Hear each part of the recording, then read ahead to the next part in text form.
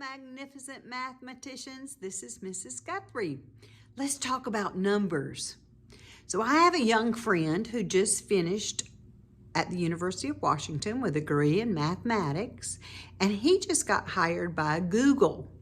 He's an expert with computers and with math, and so he's on a team at Google, and when they talk about different issues and problems, they think of those problems in lots and lots of different ways so that they can come up with creative solutions.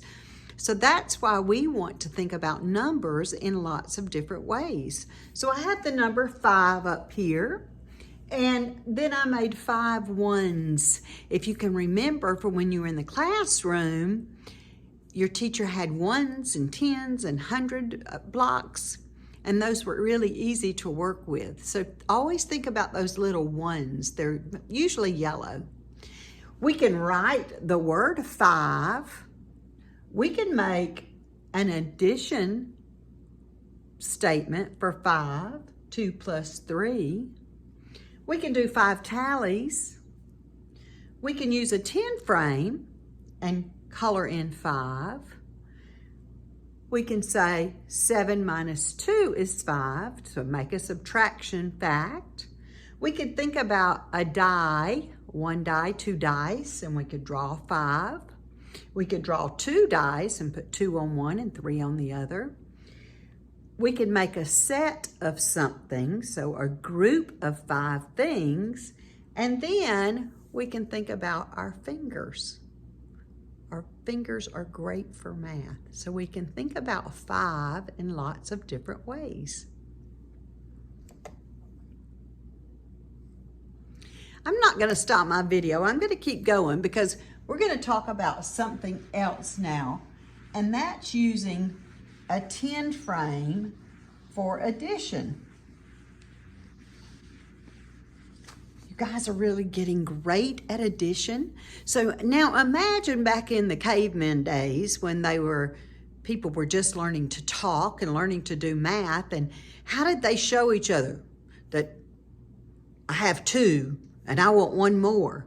Well, they used these great mathematical tools that we have, our fingers, and almost all humans have 10 fingers.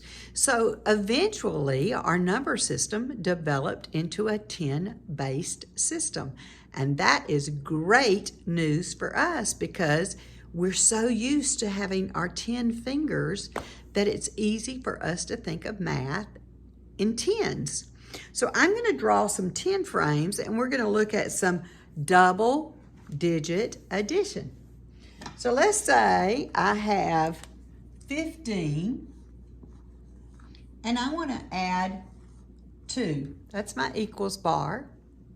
Well, I know that I have to line that up in tens and ones, right? We always think of numbers in tens and ones. So 15 is 1 10 and 5 ones.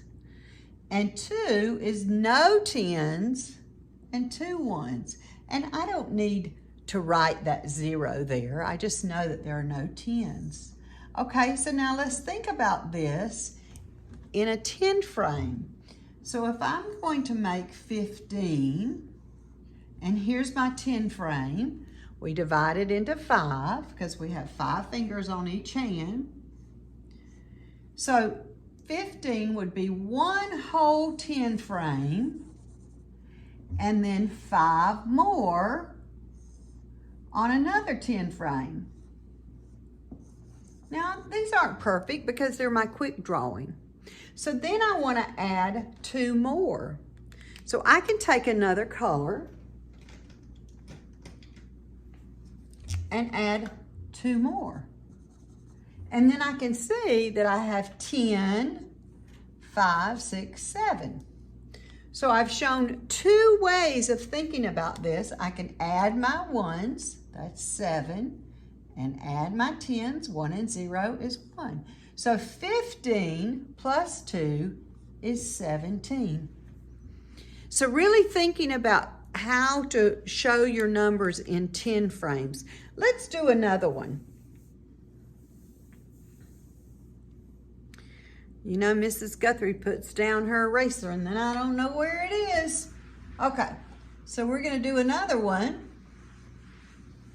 This is from your math lesson this week. So how about I'm going to pick the hardest one I can find.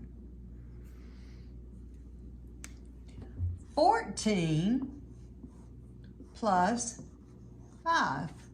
14 plus 5. Well, first I want to think of that in ones and tens. So 14 is 1 10 and 4 ones. 1 10 and 4 ones. And then 5 is no tens. We can't put it here because that's not 5 tens. That would be 50. Just 5 ones. Okay, then we're going to think about our handy dandy 10 frames. So here we have a 10 frame. And let's do another one.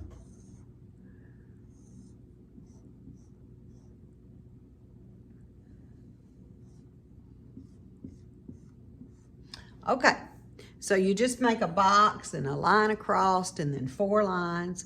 So my first number, 14, well, I know that's 1 10 and then 4 more. 1 10 and 4 more. And then I need to add 5. So I'm always going to finish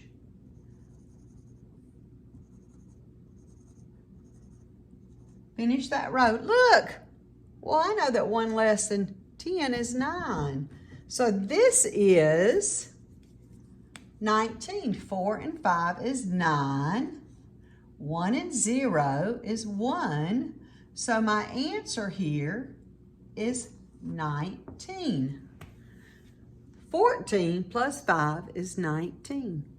So mathematicians, make sure that you're thinking of numbers in lots of different ways and that you're understanding that you can always break down numbers into ones and tens if it's a 2-digit number. And then make sure you're using your 10 frame to get a really good understanding of how that number works. Keep practicing your math, and I'll see you next time.